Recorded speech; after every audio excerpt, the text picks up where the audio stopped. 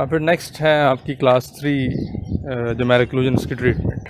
तो अगर आपको क्लास 2 समझ आ गई है तो क्लास 3 समझना बिल्कुल भी मुश्किल नहीं है, बेसिकली तकरीबन सेम है वो सारा। तो अब वही बात आ जाती है कि क्लास 3 मैलक्लूजन से मतलब क्या है। तो बेसिकली क्लास 3 मैलक्लूजन का मतलब है कि जिस केस के अंदर आपका मोलर रिलेशन जो है वो क्लास 3 होगा। अब वो मोलर रिलेशन डेंटल कॉजेज़ की वजह से भी क्लास 3 में हो सकता है, और आपका स्केलेटल कॉजेज़ की वजह से भी क्लास 3 में हो सकता है। तो जो आपके दोनों केसेस होंगे उनमें ट्रीटमेंट ऑब्वियसली डिफरेंट होगी। जो स्केलेटल केस होगा उसके अंदर आप या तो सर्जरी करके स्केलेटल डिस्क्रिपेंसी को ठीक करेंगे अगर सवीयर है तो, अदरवाइज़ अगर वो माइल्ड टू मॉडरेट है तो आप उसमें कैमोफ्लेज करके जो डेंटल रिलेशन है उनको ठीक कर देंगे। और अगर सिर्फ वो डेंटल इश्यूज़ हैं तो आप ऑब्वियसली सिर्फ ऑर्थोडोंटिक ट्रीटमेंट करके उसको ठीक करेंगे। तो फिर ये कि उसमें क्लास 3 के फ़ीचर्स क्या होते हैं। तो सबसे पहले तो ऑब्वियस ही चीज़ है कि आपको एक क्लास 3 का मोलर रिलेशन मिलेगा। इसका बेसिकली मतलब ये है कि जो लोअर मोलर होगा वो मीजियली प्रेजेंट होगा अपर मोलर से। अब इसकी वो पूरी क्लासिफिकेशन है कि वो फुल कस्प क्लास 3 है, हाफ कस्प क्लास 3 है, क्वार्टर है, 3 क्वार्टर है। तो वो सारे बेसिकली क्लास 3 के अंदर आते हैं। तो किसी भी वेरिएबल डिग्री की क्लास 3 की मैलक्लूजन आपको मिल सकती है उसके अंदर।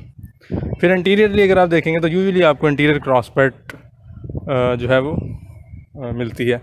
उसकी रीज़न बेसिकली ये है कि अगर तो आपका स्केलेटल केस है तो यूजुअली मैंडिबल प्रोग्नेथिक होता है और मैक्सिला जो होता है वो रेट्रोग्नेथिक होता है। या दोनों ये कंडीशंस जो हैं वो इकट्ठी एक केस में भी मिलती हैं। तो क्योंकि मैक्सिला प्रोग्नेथिक होता है तो लोअर इंसाइजर थोड़ा सा आगे होते हैं, मैक्सिला रेट्रोग्नेथिक होता है तो अपर इंसाइजर पीछे होते हैं। तो ओवरऑल इफेक्ट ये आता है कि इंटीरियर क्रॉस पैड बन जाती है। लेकिन माइल्ड केसेस में देखा गया कि एच टू एच जो रिलेशन है वो भी मिल जाता है। अब फिर आपकी क्रॉस पैड आ जाती है पोस्टीरियर क्रॉस पैड। उसकी रीज़न भी सिंपल है कि एक तो आपका मैक्सिला है ही शॉर्ट, तो मैक्सिला ऑब्वियसली आपका ट्रांसवर्स डायमेंशन में भी छोटा होगा जिसकी वजह से आपकी क्रॉस पैड बन जाएगी। और दूसरी रीज़न ये है कि आपका क्योंकि मैंडिबल जो है वो प्रोग्नेथिक है तो उसका वाइड पार्ट जो है वो मैक्सिला के नॉर्मल पार्ट के या नैरो पार्ट के साथ इंक्लूड करेगा, जिसकी वजह से क्रॉस पैड बन जाएगी। और दूसरा ये होता है कि एक दफ़ा क्रॉस पैड बन जाए फिर उसके बाद मैक्सिला को नॉर्मल ग्रो करने के लिए जगह नहीं मिलती, तो फिर वो एक तो वो ग्रो नॉर्मल नहीं करता, दूसरी वो फिर एग्जैस्ट्रेबेट ही होती है, फिर वो ऑटोमेटिकली ठीक नहीं होती। फिर क्योंकि जो आपका मैक्सिला है वो शॉर्ट होता है तो उसमें यूजुअली आपकी क्राउडिंग पाई जाती है, जबकि जो मैंडिबल है वो थोड़ा सा बड़ा होता है तो उसमें स्पेसिंग देखी जा सकती है। जो ओवरऑल प्रोफाइल होती है पेशेंट की वो कनकेव हो जाती है, यानी मैंडिबल आपका फॉरवर्ड जाएगा, चिन भी फॉरवर्ड जाएगी और मैक्सिला आपका थोड़ा सा पीछे रह जाएगा, तो ओवरऑल जो प्रोफाइल बनेगी आपकी वो कनकेव होगी। फिर आपके कुछ केसेस होते हैं जो ट्रू क्लास 3 नहीं होते, जो सूडो क्लास 3 होते हैं, यानी पेशेंट मुंह ऐसे बंद करता है कि एक तो इंटीरियर क्रॉसपैड बन जाती है, दूसरा आपका मोलर रिलेशन क्लास 3 में चला जाता है। और उसकी रीज़न ये होती है कि कोई क्लूजल प्रीमेच्योरिटी प्रेजेंट होती है जो उसको नॉर्मल जहाँ पे उसका मुंह बंद होना चाहिए वहाँ पे बंद नहीं होने दे रही होती। अब जब वो बंद नहीं हो रही होगी वहाँ पे और वो थोड़ा सा मैंडिबल को आगे करके बंद करेगा तो ऑब्वियसली क्लास 3 के अंदर उसका ओवरऑल मैंडिबल या बाइट जो है वो क्लोज होगी। अब फिर आ जाते हैं स्केलेटल जो उसके फीचर्स हैं। अगर आपका केस स्केलेटल है तो या तो आपका मैक्सिला जो है वो रेट्रोग्नेथिक होगा, या आपका मैंडिबल जो है वो प्रोग्नेथिक होगा, या फिर दोनों इकट्ठे होंगे, मैंडिबल शॉर्ट होगा, सॉरी मैंडिबल प्रोग्नेथिक होगा और मैक्सिला शॉर्ट होगा। तो ये बेसिकली आपके आ जाते हैं स्केलेटल कॉजेज़। अगर आप दूसरा केस ये होगा कि स्केलेटली आपका मैंडिबल और मैक्सिला नॉर्मल रिलेशन में है, लेकिन जो आपके मोलर रिलेशन है वो क्लास 3 में है। उसकी रीज़न ये होगी कि फॉर एग्ज़ाम्पल आपका लोअर कोई टीथ जो है वो डिसीजियस या परमानेंट अर्ली लॉस हो गया, जिसकी वजह से आपका जो परमानेंट फर्स्ट मोलर है लोअर में वो मीजियली उसकी स्पेस के अंदर मूव कर गया है। अब अपर टीथ फॉर एग्जांपल नॉर्मल थे आपके, वैसे ही जिस तरह उनको डेवलप होना चाहिए था वैसे थे। लोअर में मोलर क्योंकि मीजियली मूव कर गया है तो ओवरऑल जो आपका मोलर रिलेशन होगा वो क्लास 3 के अंदर चला जाएगा। अब फिर आपकी एटियोलॉजी आ जाती है। एटियोलॉजी बेसिकली जो क्लास 3 है ये हेरिडिटरी होता है, यानी अगर पेरेंट्स में है तो काफ़ी चांस होते हैं कि चिल्ड्रन में पास हो जाएगा। तो इसमें इसके अलावा इसकी टियोलॉजी को इतनी इम्पोर्टेंट नहीं है। फिर आपका डायग्नोसिस होना चाहिए कि इसकी कॉज क्या है। तो उसके लिए जो सबसे इम्पोर्टेंट चीज़ है वो आपकी सेफ्लोमेट्रिक्स है। उससे आप मैंडिबल की नॉर्मल वैल्यूज़ देखें, मैक्सिला की नॉर्मल वैल्यूज़ देखें, उनका डिफरेंस देखें, आपको पता चल जाएगा कि नॉर्मल है या नहीं है। अगर नहीं है तो किसकी वजह से ये प्रॉब्लम आ रही है, मैंडिबल शॉर्ट है या मैंडिबल लॉन्ग है या मैक्सिला शॉर्ट है या दोनों इकट्ठे हैं। और ऑब्वियसली अगर स्केलेटल कॉज नहीं है तो वो भी आपको सेफ्लोमेट्रिक बता देगी। फिर उसके अलावा आप ऑब्वियसली बाकी सारे एग्जामिनेशंस करेंगे कि इंट्राओरल देखेंगे, उसका इंप्रेशन लेके कास्ट बनाएंगे, उसकी बाइट देखेंगे, कोई क्लूजल प्रीमेच्योरिटी तो नहीं है जिसकी वजह से वो सूडो क्लास 3 आगे मुंह करके बंद कर रहा है वगैरह वगैरह, सारा उसका डायग्नोसिस बना लेंगे। अब डायग्नोसिस बनाने के बाद आपका फिर ट्रीटमेंट प्लानिंग स्टार्ट होगी और ट्रीटमेंट आ जाएगी। अब सबसे पहले जो इंपॉर्टेंट चीज़ उसमें आ जाएगी वो उसकी पेशेंट की एज होगी कि अगर तो वो ग्रोइंग फेज़ में है तो आप ऑब्वियसली उसकी मैंडिबल या मैक्सिला की ग्रोथ को जो है वो मॉडिफाई करने की कोशिश करेंगे ग्रोथ मॉडिफिकेशन के थ्रू, ताकि मज़ीद जो उसकी मैलोक्लूजन बन रही है वो वर्सन ना हो जाए। लेकिन अगर वो नॉन ग्रोइंग है, एडल्ट हो चुका है और फिर क्लास 3 के साथ प्रेजेंट कर रहा है तो उसमें फिर आपके पास ग्रोथ मॉडिफिकेशन का ऑप्शन नहीं होता। पहले जो आपका ग्रोइंग पेशेंट है उसमें ट्रीटमेंट देख लेते हैं। तो फर्स्ट करें ग्रोइंग पेशेंट आपके पास क्लास 3 मैलोक्लूजन के साथ आया है, आप उसको ऑब्वियसली फटाफट उसका सेफ के साथ डायग्नोसिस बनाएंगे, पता करेंगे कि मैंडिबल में प्रॉब्लम है या मैक्सिला में, और उसके अकॉर्डिंग आप ट्राई करेंगे कि ग्रोथ मॉडिफिकेशन की जाए।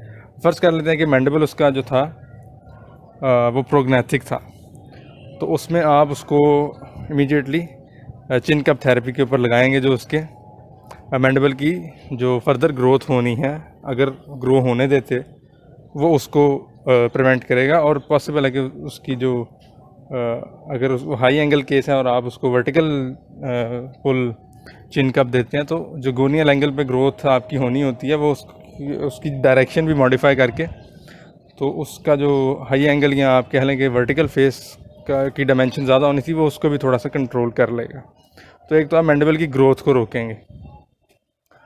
दूसरा फ़र्ज़ कर लेते हैं कि आपका मैक्सिला जो है वो शॉर्ट है लेकिन पेशेंट भी ग्रोइंग एज के अंदर है, तो उसमें आप जो है वो फेस मास्क थेरेपी यूज़ करेंगे। फेस मास्क थेरेपी ये है कि आपकी ऑर्थोपेडिक अप्लायंस है बेसिकली, जो आपके चिन और फोरहेड से एंकरेज ले के आपके मैक्सिला को बाहर की तरफ फोर्स लगाती है और उसकी जो फेवरेबल ग्रोथ है वो लेके आती है, बाहर की तरफ लेके आएगी।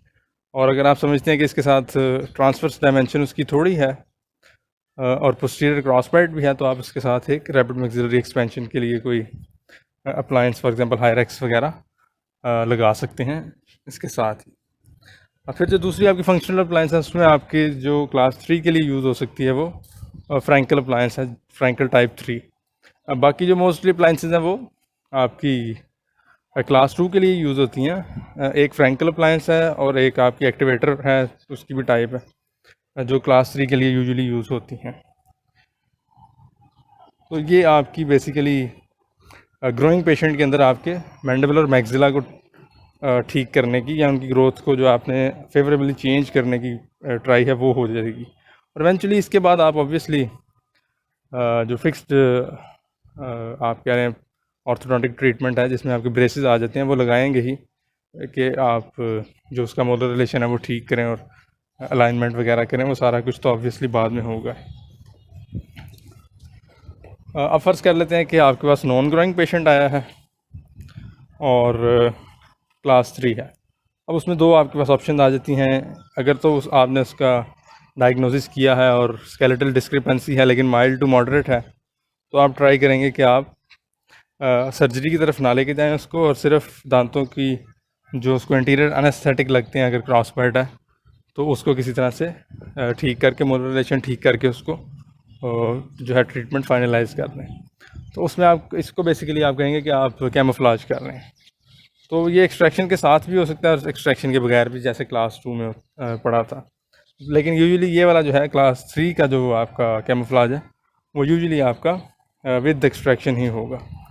तो आप यूजुअली लोअर से आप 4 जो है फर्स्ट प्रीमोलर वो एक्सट्रैक्ट करेंगे और जो एंटीरियर टीथ है उनको पीछे लेके आएंगे और ओवरजेट ठीक करेंगे।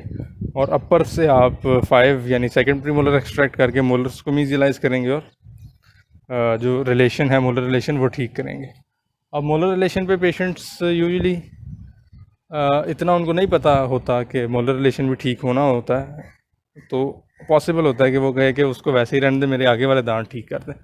तो आपने ये देखना है कि मोलर रिलेशन जो फाइनली आपने जहाँ पे केस फिनिश करना है वो फुल क्लास 3 या क्लास 1 होना चाहिए, इनके दरमियान में नहीं होना चाहिए क्योंकि वो अनस्टेबल होगा। तो अगर तो आप क्लास 1 में नहीं लेके जा सकते तो एटलीस्ट फुल क्लास 3 होना चाहिए वो, क्योंकि ये फिर स्टेबल आपका होगा फाइनल मोलर रिलेशन। तो ये आपका हो जाता है फिर जो माइल्ड टू मॉडरेट केसेस होंगे स्केलेटल डिस्क्रिपेंसी के। और फाइनली जो आपके सीवियर केसेस होंगे उसके अंदर फिर ऑब्वियसली आपको सर्जरी करनी पड़ेगी, जिसमें आप मैक्सिला को एडवांस करेंगे या मैंडिबल को जो है वो उसको थोड़ा सा शॉर्ट करेंगे या उसकी सिर्फ चिन की सर्जरी करेंगे या उसको आप उसके डिफरेंट तरीके हैं, फिर जब कभी सर्जरी में देखेंगे तो फिर वो वाला टॉपिक आएगा तो वो देखेंगे। और लास्टली ये है कि अगर आपकी स्केलेटल नहीं है सिर्फ डेंटल कॉज है तो आप उसको सिर्फ ऑर्थोडोंटिक ट्रीटमेंट से उसकी यूजुअली एस्थेटिक्स ठीक करने होते हैं और आप वो ठीक कर देते हैं तो पेशेंट इज़ सेटिस्फाइड हो जाता है। फिर ये कि क्लास 3 के अलावा अगर उसके साथ कोई ट्रीटमेंट है, फॉर एग्जांपल आपकी पोस्टीरियर क्रॉसबैट डेवलप हुई है तो आप उसको ठीक करने के लिए रैपिड मैक्सिलरी एक्सपेंशन करवाएंगे अगर ग्रोइंग पेशेंट है। एक्सपेंशन की ऑब्वियसली जब एक्सपेंशन होगी तो जो पोस्टीरियर क्रॉसबैट है वो ठीक हो जाएगी। फिर एंटीरियर क्रॉसबैट के लिए आप लोअर एंटीरियर्स के ऊपर एक इंक्लाइन प्लेन लगा देते हैं, तो पेशेंट जब मुंह बंद करता है तो वो इंक्लाइन प्लेन इस तरह का है कि जब पेशेंट मुंह बंद करेगा तो एंटीरियर टीथ को वो फॉरवर्ड स्लाइड करने की जगह देता है, जिसकी वजह से दो इफ़ेक्ट होते हैं कि एक तो लोअर एंटीरियर्स पे लिंगुअल इफेक्ट आता है और अपर एंटीरियर्स पे यानी बकल इफेक्ट आता है या लेबियल इफेक्ट आप कह लें, फोर्स लगती है, तो उससे आपकी जो एंटीरियर क्रॉसबैट है वो थोड़ी सी ठीक हो जाती है। और फिर फाइनली जो आपकी कॉज रह जाती है वो है सूडो क्लास 3 कि कोई एक्लूजल प्री मेच्योरिटी है, कहीं पे कोई ऐसी चीज़ है जो उसको नॉर्मल जहाँ पे उसका मुंह बंद होना है वहाँ पे वो उसका मुंह बंद नहीं होने दे रही, और वो यानी आप समझें कि उसकी जो मैक्सिमम इंटरकस्पेशन है वो क्लास 3 के अंदर जाती है, यानी जब वो मैक्सिमम इंटरकस्पेशन में बंद करता है तो वो बेसिकली क्लास 3 बन जाती है, जबकि जहाँ पे उसको बंद करना चाहिए वहाँ पे वो यूजुअली बंद नहीं कर पा रहा। तो आप उसमें ये होता है यूजुअली कि आपने कॉज फाइंड करनी है कि वो प्री मेच्योरिटी क्या है, तो आप उसकी स्टडी कास्ट बनाते हैं और उस पर उसकी आर्टिकुलेशन देखते हैं और वहाँ से आप उसकी कॉज फाइंड करते हैं और इंट्राओरली उसको ठीक कर देते हैं, तो उसकी जो सूडो क्लास 3 होती है वो ट्रीट हो जाती है। तो ये सिंपली आपका सारा क्लास 3 के हवाले से था।